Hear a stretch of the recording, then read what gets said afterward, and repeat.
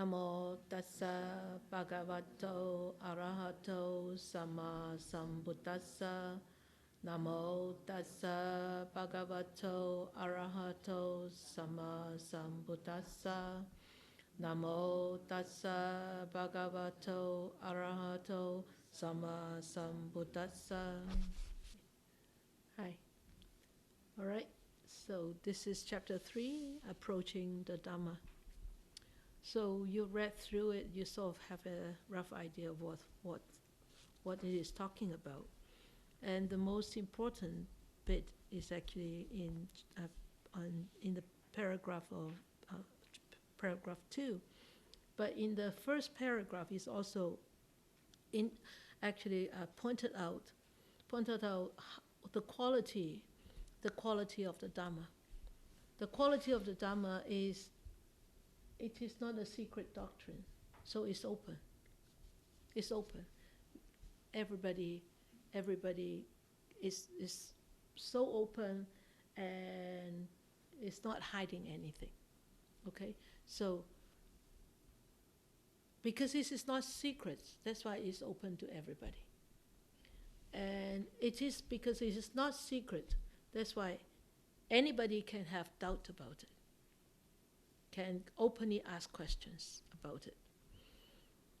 And because it is not secret, so it's no need to hide it from anybody.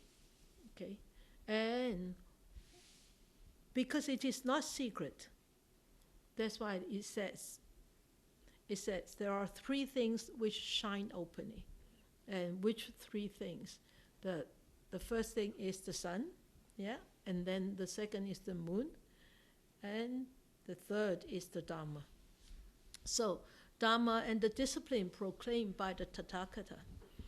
And you can actually relate back, especially the discipline proclaimed by the Tatakata. Remember the dana, generosity. Remember there are how many types of dana? 3 types of dana. What is the last one? The first one. What about the first one? Material, okay. And divided by into? Internal, external, okay. Then second one?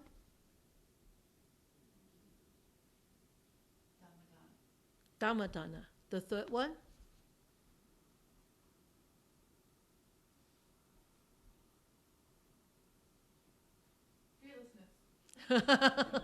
Okay, she has been studying.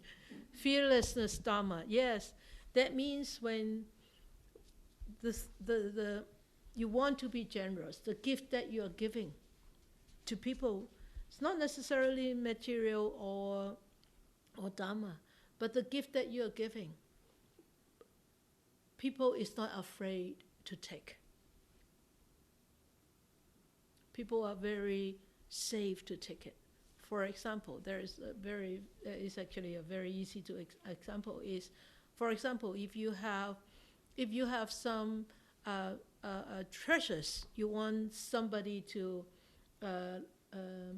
safeguard for you while you're away, or you want somebody to house sit your house, but you have a lot of treasures, you have a lot of diamonds, you have a lot of things in your house, okay, and then you say, okay, could you please look after my house, house sit my house, and the person, generously accept and say, okay, I will house sit. So that is a generosity from that person, right? Why would you accept such person generosity? Won't you afraid that they will actually empty out your house? No, because you trust these people. They are very trustworthy, and you know that they will look after your house very well. So that is a fearless generosity. Okay? So you understand now? Okay. So why would discipline proclaimed by the Tatakata shines? discipline. So you read from this chapter at the back is Kalama, a person who is without greed, without hatred, without delusion, and not overpowered by greed. His thoughts not controlled by them will abstain from the destruction of life, from taking what is not given, from sexual misconduct, and from false speech, and he will also prompt others to do likewise. So this is discipline. So why would somebody with discipline shine?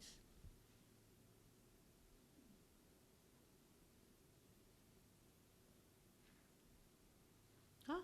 Because it's the same thing. You can trust them because they're pure. They are trustworthy, and they abide by these rules, by these laws, not because somebody is controlling them, somebody is suppressing them. It's willingly they are doing it. So those people who are disciplined, they don't have any fear themselves. In the Chinese saying is,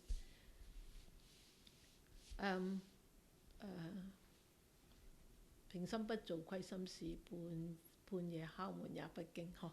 Okay, I'm saying that in Chinese so that I can translate it back into English. So during my life, I don't do anything that is really unwholesome. So even though there is a knock in the middle of the night, I won't be scared. I won't worry. So that something like this. Okay, so that's why people shines. The shines doesn't mean that really like glowing like this, but the heart is kind, the heart is open, the heart is very trustworthy. Oh, that's what it means. Okay. So here in the second paragraph, no dogmas or blind belief. It says here, he says when the Buddha was in the place, and the Kalamas, that is one tribe in ancient India. It is said that the ascetic Gautama, the son who went forth from this family, has arrived at Kisabuddha. So Buddha has arrived at Kisabuddha, and then it says now a good report about that Master Gautama has been circulating. So somebody is circulating a piece of news. That blessed one is an arhat, it says. But the blessed one, we call it the Tatakata. Okay, so Tatakata is one of the names. You can say that this is a summary of names. Tatakata being the summary of all the names given to the Buddha. So how many names of the Buddha? Of course, it says there 10 names. But actually, the following 9 are the qualities of the Buddha, are the qualities of the Tatakata, are the qualities of the enlightened one. So it says, the blessed one is an arhat. So what does it mean by an arhat? An arhat is somebody who has become enlightened. And an arhat, what does it mean by an arhat? The meaning of arhat is it will kill the murderer, the killer of thieves. Killer of thieves. Who are the thieves?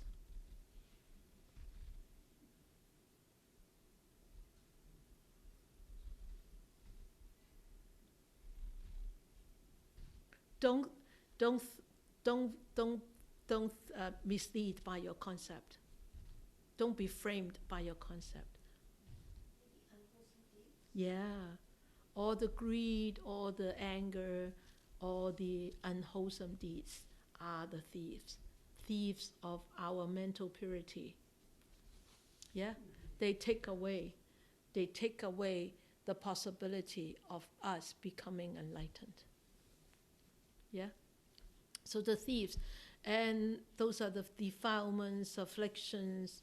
So an arhat an arahat is somebody who actually has abandoned or eradicated all the defilements.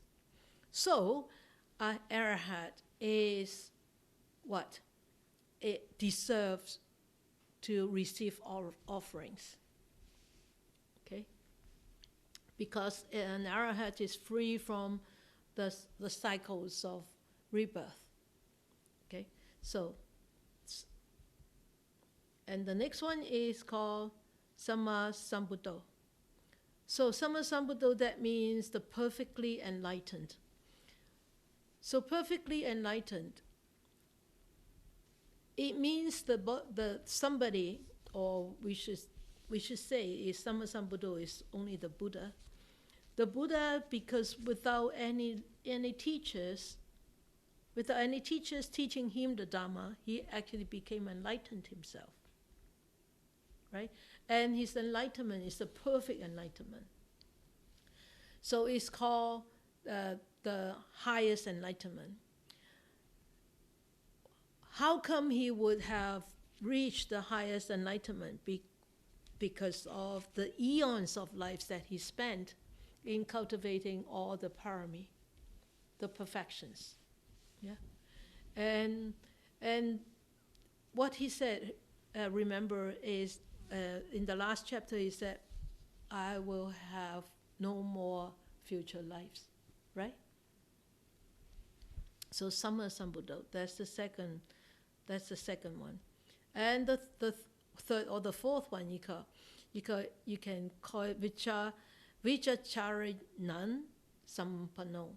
So that means the one who is actually accomplished in true knowledge and conduct. Accomplished, that means he possesses all the knowledges and all the conduct. That means his compassion is completed, is perfected, and he has knowledge of knowing what sentient beings need and want, and which is useful for this sentient being, which is useful for that sentient being. He has complete knowledge about that. Okay? So, and then the next one is Sukhato. Sukhato, that means the fortunate one. A fortunate one, that means he has no blemishes. His conduct has no taints. And he has the right kind of verbal conduct, and he is also a person who has completely eradicated all his defilements, and he won't suffer, or he won't be suffering in samsara anymore. Okay, that's Sukhato. So you can see these are actually the qualities of the Tatakata. Loka vidu, that means the knower of the world. Loka, remember, is the world, our world here, this loka. So what does it mean he actually knows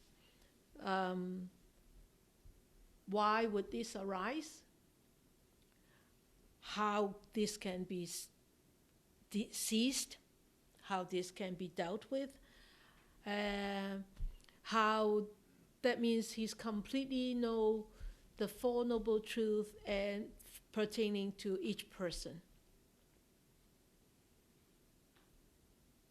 So we, if we practice, it's possible that one day we would be able to know the Four Noble Truths pertaining to our life, but the Buddha knows about everybody. Okay, he knows about this whole world. Okay, so Sukhato.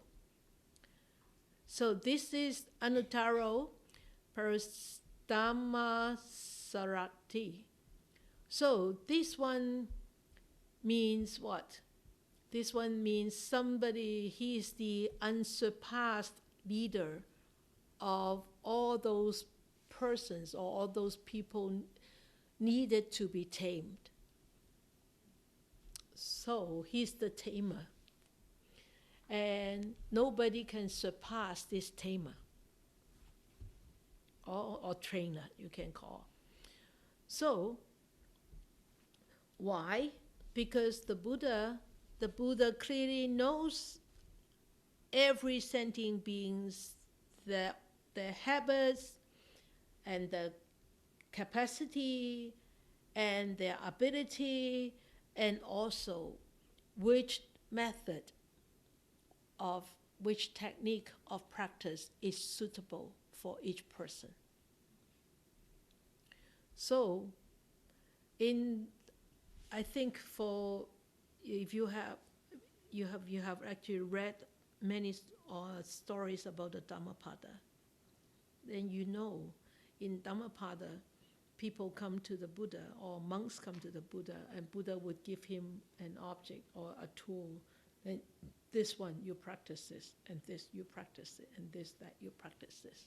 So in the Satipatthana Sutra, you can see that there are many ways of meditation, many practices, many different practices, and it's actually suitable for people with certain difficulties. For example, if somebody has a lot of lust, then they will do what? Graveyard. Yeah, graveyard. Yeah, okay. So if somebody has a lot of greed for whatever,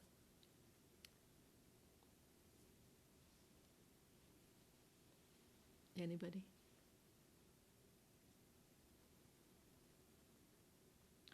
Graveyard or skeleton. You know, looking at the skeleton, you see, well, what is my lust for? What is my greed for? Yeah. So that is the wisdom of the Buddha. Okay, that's why he's the unsurpassed leader, unsurpassed teacher, because he knows each one of us what we need. Okay, and then the next one is Satta Diva Manusanam. That means he is the teacher of the divas and humans.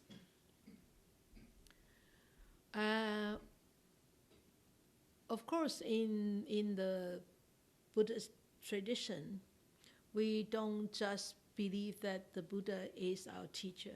We also believe that the Buddha is the diva's teacher. And remember, in the Mahamangala Sutta, why would there be a Mahamangala Sutta? Why would there be a teaching of the Mahamangala Sutta? You studied that before. Oh, gone with the wind. The river of no return. Yeah? Why would there be a Mahamangala Sutta? Why did the Buddha talk about blessings?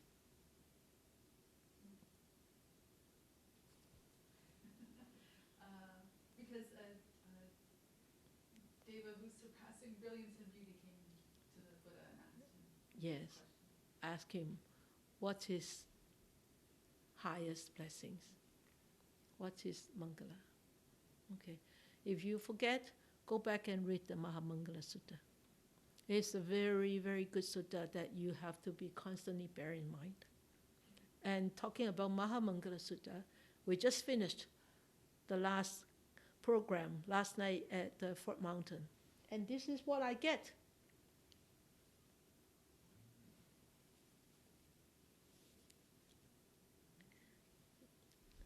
Imei Buddy crocheted that for me. It's a he. It's a he. And it was the yarn, not darn. The yarn was given to him by the assistant warden, I think. And he asked the warden, what should we give to Po Lam? The warden said, well, it's too cold. We don't have any crops anymore this time. And he said, can I knit something? Can I crochet something? He said, yeah. Can I use the yarn that your mom donated to me? Oh, yeah, sure. So he made this. Isn't that pretty? Yeah. And he said, well, that color goes really well with Sister Jessie's robe. He always has one. She always has one on her lap, but she doesn't have one on her shoulder. So this keep her warm. So this is nice, eh? It's not that I have a gift, but it's the heart. It's the heart. They really like that Mahamangala Sutta. It was a very small class. We started off with 12, and we ended with 4, and last night only 3 completed. But all 3 of them said it was a life-changing experience, and they said they will keep up the practice. And I mean, it's their own benefits if they keep up the practice, right? But it was a very touching course. This one, it really was very touching course. So this is the 8th one. The 9th one is the Buddha, and it's called the enlightened one. You see, these are all Pali, okay? That means the enlightened one, and because he has actually understood that he has become enlightened because he saw the truth of existence. And also, being a Buddha, that means he is able to go and teach, to spread his understanding. Okay. And then the last one is Bhagava. Bhagava means the blessed one and the most respected one. So in the Buddhist tradition, in this world, the Buddha and the Bhagava is the most supreme, the most respected, and nobody can surpass, because the Dharma that he taught, nobody has discovered that.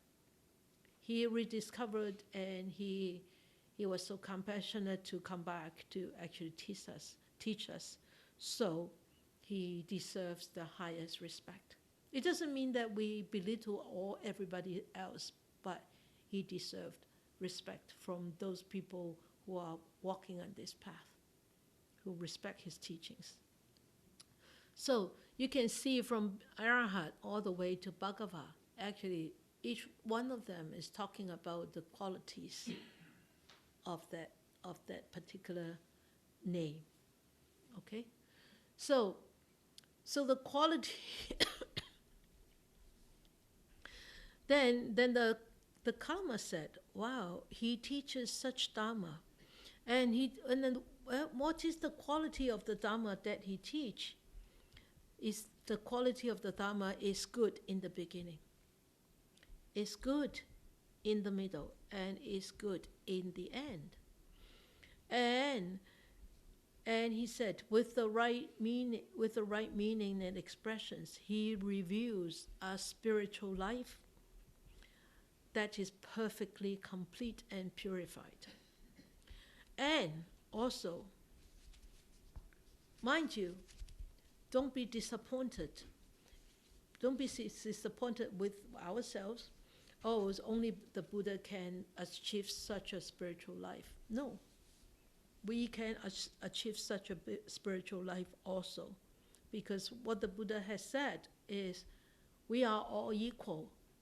Equal not in the sense of gender, equal not in the sense of wealth, equal not in the sense of fame or status, equal in the sense of the Buddha nature that we all possess. So,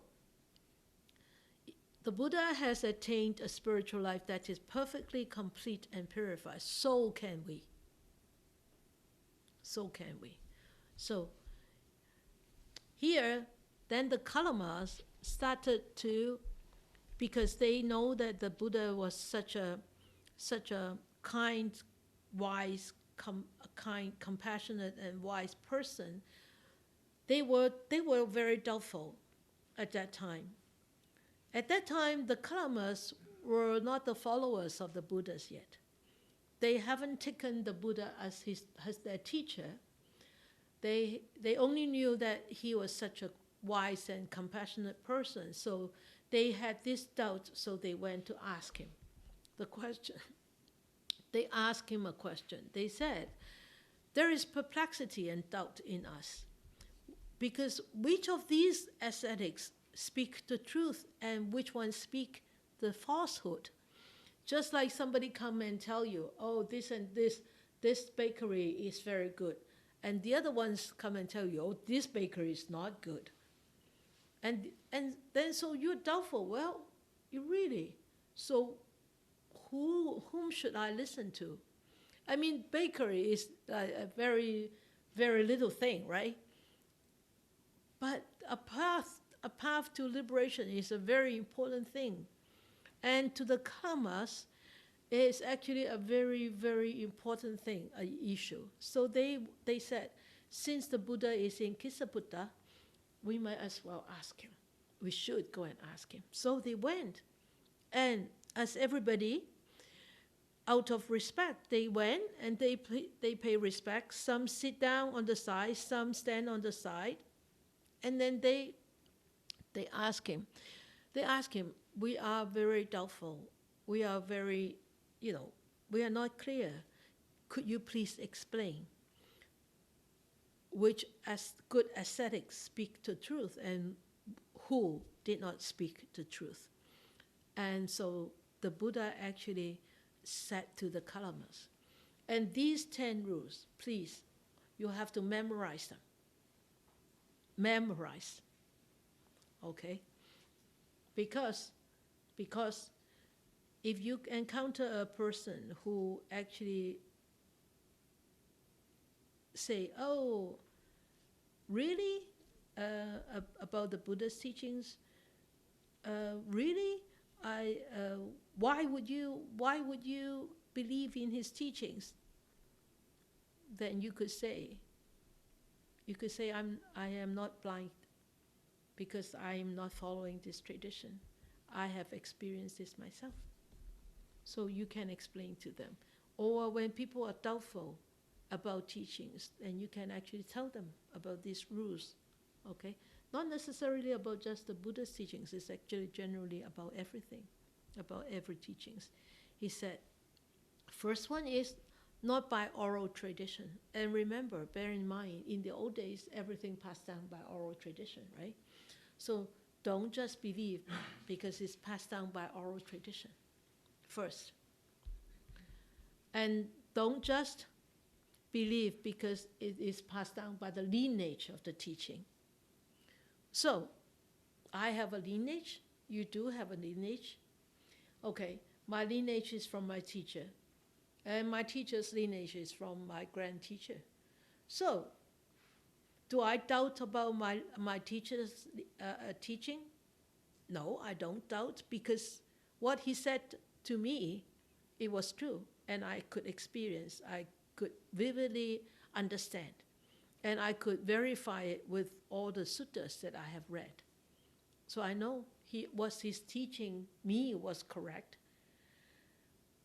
So, but we have to make sure that we don't just blindly believe because it's passed down in the lineage, all right? And then this is very important, is not just by hearsay. Hearsay is, okay, I hear this, and I tell you, and I hear this. This is actually the most dangerous one, I think. Because in the Chinese, it's very good. One bowl of water, if you pour it into another bowl, definitely you will miss something. There's no 100%, okay? So, by hearsay is you cannot repeat 100%. Okay, so by hearsay. And then by a collection of text, then you would doubt, hey, this is a collection of text, right? But it doesn't mean that you don't believe this. It means that you read it, you actually understand it, and you actually can experience this. What he taught in this, what the text tell you, you can experience. Okay? So, by logic, it seems logical. Yeah? There's a lot of people going by this. It seems logical, so I believe. He said, don't. And by inferential reasoning. Do you know this? What does that mean? Inferential reasoning? What does it mean, Versa? When It seems it's seemingly correct. Indirectly directs you to a conclusion. Yeah, yeah. So in Chinese is 推理. Okay, that means for example, can you give an example? Easy example. So Huh? you see the smoke, and then you guess there's a fire. Okay, you see smoke and then you think, you deduct all the possibilities. Oh, there's a fire. Yeah, that's good. Yeah? Thinking if you look outside and you see everyone with an umbrella, You think it's raining. you're like, oh, I could probably infer by that it's raining. Yeah, yeah, yeah, yeah, yeah.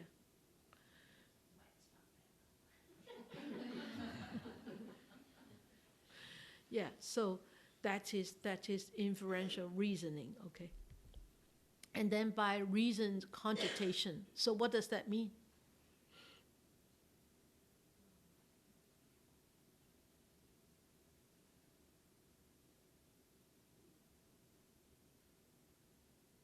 You deeply think about theories, all the words, all the teachings. You deeply think about it, and you think this is really reasonable.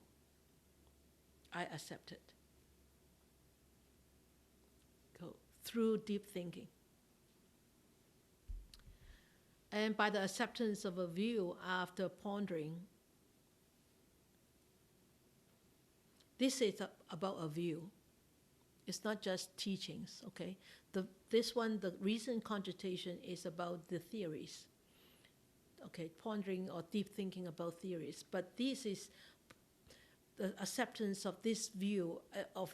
For example, if I have a view about the Dharma, maybe I should say, okay, you all should take the 5 precepts. That is my view. I think that is the basic of all householder. You all should take the 5 precepts. So, and then you ponder upon my view, and then you start to accept it. You accept it. Okay, that is my view, isn't it? And you accept it. That is without really experiencing the benefits of 5 precepts, you just accept my view. After thinking about it, okay, I'll take it. Or by the seeming competence of a speaker. That's very, very easy to understand. And then the last one is because the ascetic is our teacher. Especially if you see somebody, you said nowadays in India there are still ascetic. So you say, oh wow, really?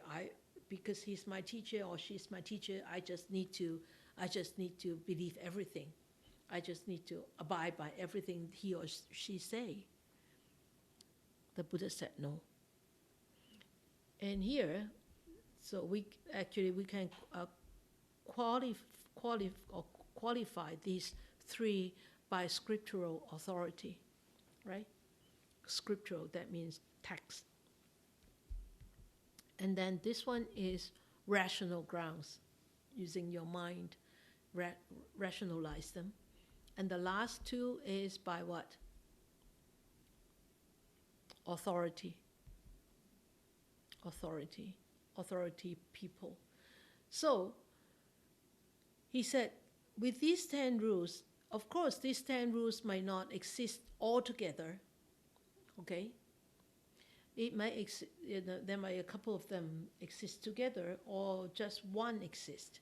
But still, you need to be very objective, okay, to look at it. And he said, page 89, he talked about that, right? On the 1, 2, 3, the third paragraph. And he said, you should know for yourself, but when you know for yourself, then you should abandon. When these things are unwholesome. Okay?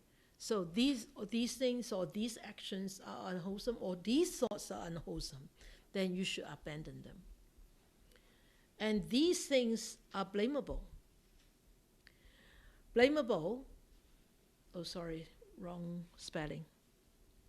Blamable, that means is unwholesome, and you will be blamed if you perform such actions or say such things. And these things, what else, are censored by the wise. That means the wise one would tell you, these are not right, these are not correct. Okay? And then he said, these things, if undertaken and practiced, will lead to harm and suffering. Then, if anything fall into these categories, you should abandon them. So, why? Because these will lead to unwholesome mind, and because these things are the result of unwholesome mind, and they will, end up in unwholesome actions. He said, what do you think, Kalamas? When greed, hatred, and delusion arise in a person, is it for his welfare or harm? Of course, it is for harm, right? It won't be welfare. So he said, the 3 unwholesome roots that will cause so much unwholesome actions is one who is greedy, hating, and deluded, and one who is overpowered by greed, hatred, and delusion. Okay? And then he said, because the thoughts are controlled by these greed, hatred, and delusion, so one will start to destroy life.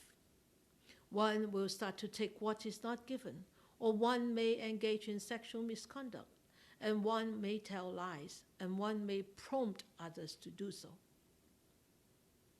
because of the unwholesome mind.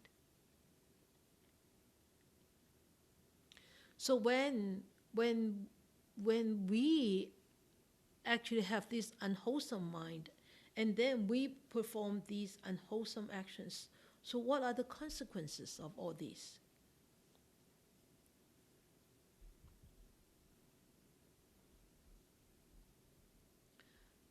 The consequences of all these is sufferings, isn't it? And he said, you have to find out, you have to actually check yourself, are these wholesome or unwholesome? Are these blamable or blameless? Are these censored or praised by the wise one? And undertaken and practiced, do they lead to harm and suffering, or do they bring on happiness? Right? The consequences of unwholesomeness, of course, will bring on sufferings. But what about the wholesomeness then? So wholesomeness is one without greed, without hatred, without illusion. It is really impractical to say without, for us being a sentient being, being a human being. At least we try to actually diminish it as much as possible. Okay? I think the older we get, hopefully, the less greed we have, the less hatred we have, and the less delusion we have. But that's not guaranteed, because sometimes older people seems to actually hold more grudge because they haven't dealt with it. They didn't deal with it. And it seems that illusion comes very readily when we get older. Or this delusion really means what? What does it mean by this delusion?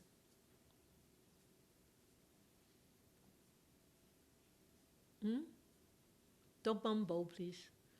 I don't want big answers. Huh?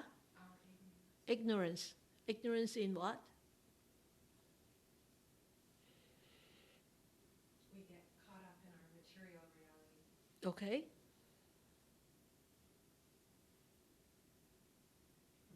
Ignorance is defined as not seeing things as they really are. As they are. That's what they say, but That's what they say. It's not what is that not what you think? well, I mean, if you look at the deep meaning, right? Yeah. I mean, it boils down to, that is a solid, fluid, and energy. Yeah, right, yeah. That's Yeah. concept. So ignorance is really ignorance of permanency pertaining to our existence, right? So that's the true ignorance. Yeah?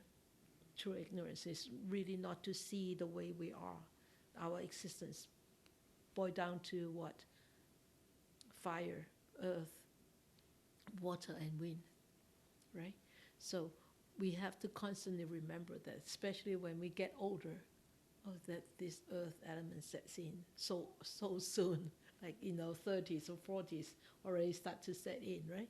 So remember, this delusion is really not just like craziness of the mind. It's really ignorant of impermanence,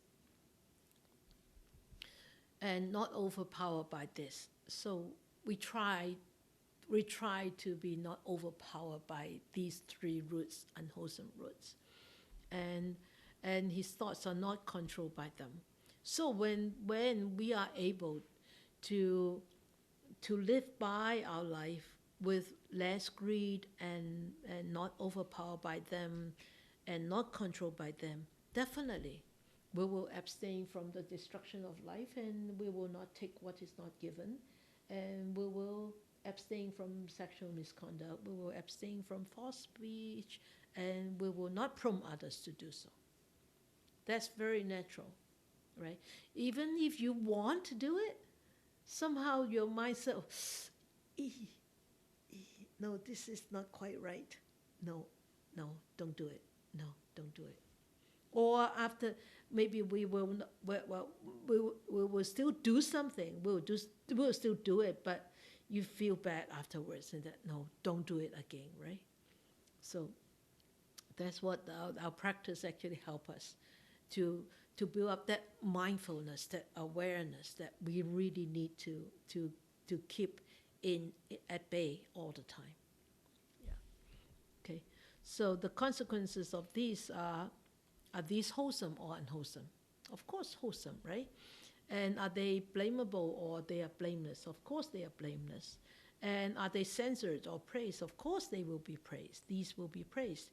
And undertaken and practiced, do they lead to welfare and happiness? Definitely will lead to welfare and happiness.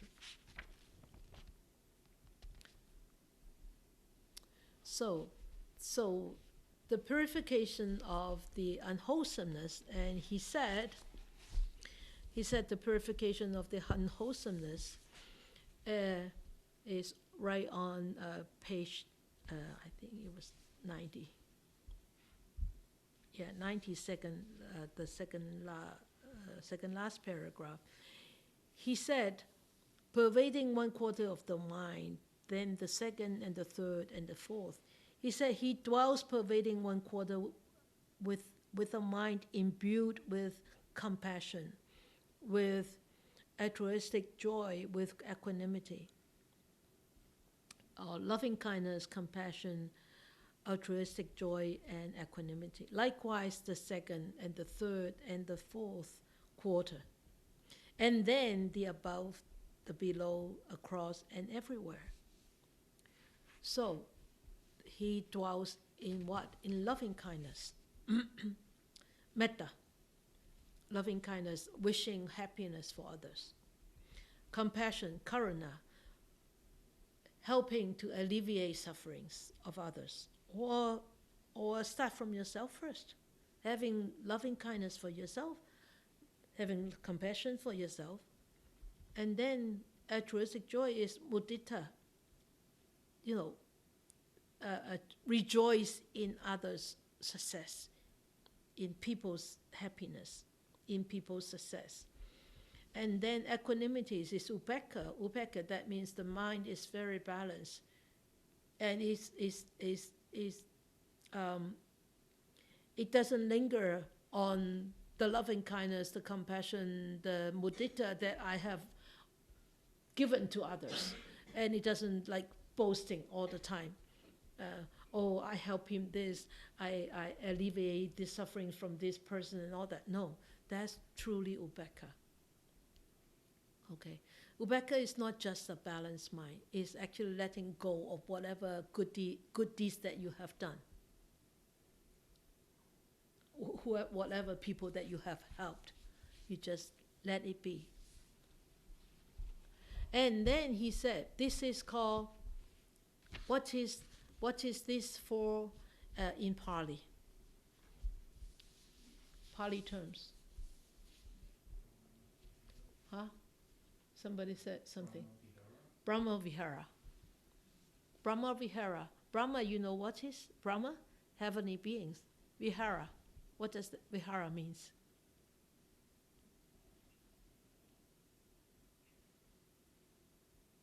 Dwelling? Huh? Dwelling? Dwelling. Yeah, dwelling. So that's where Brahmas dwell, in all these wonderful qualities. And so when we are cultivating these qualities, we are what?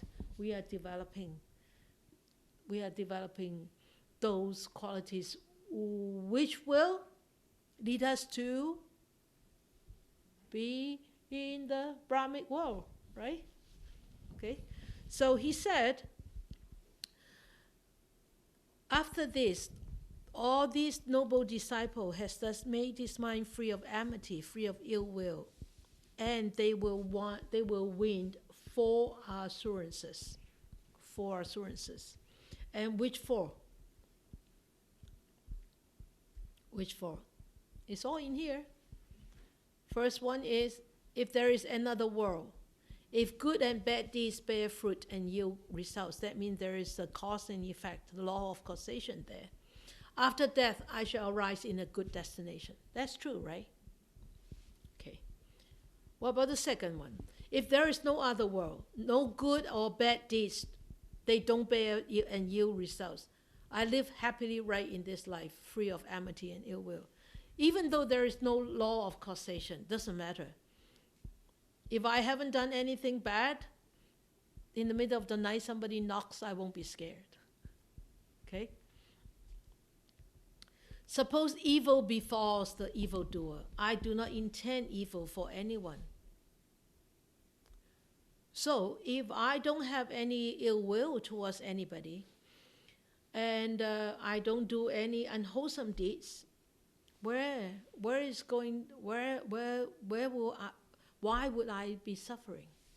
Right? I would be free of suffering. And the 4th assurance is, suppose evil does not befall the evildoer. I see myself purified in both respects. What does it mean by both respects?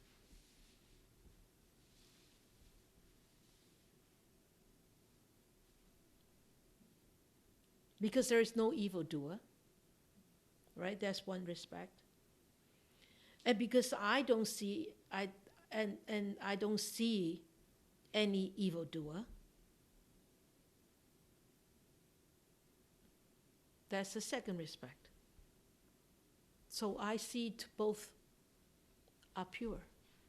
Then that's the 4 assurances. So that's why When somebody, for example, when somebody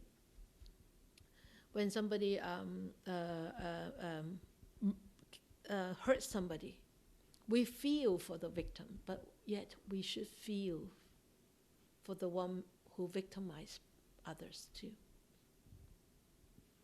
Yeah? So, because why? That person actually needs more help.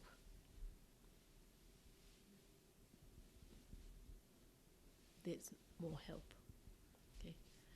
So, and he said, these are the 4 assurances. And because of this, there will be no defilements, and they will be purified, free of enmity and free of ill will, uncorrupted and pure. So the Kalamas, after listening to what the Buddha has taught in here, decided to become the students of the Buddha, and he asked for refuge. He said, can we take refuge under you, the Buddha? Refuge in the Dhamma, Buddha, Dharma, and the Sangha. Why?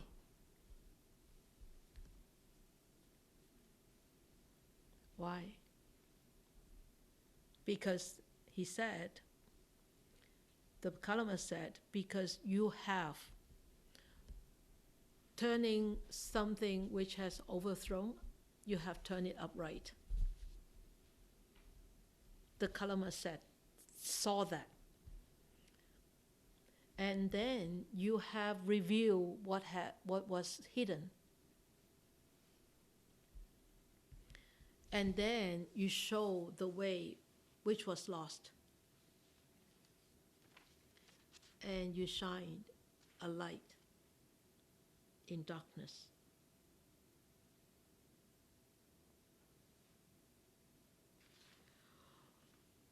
You understand these 4? Okay? That's why the Kalamas decided to take refuge. So, you see, the Buddha always advocate not a blind faith, not the superstitious, not appraising the idol.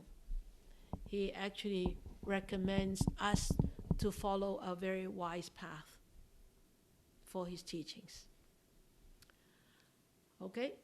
So that's the first part of chapter 3. Good? Fast. Now let us dedicate our merits. May these blessings extend to all, that we with all the other living beings together will attain the Buddha way.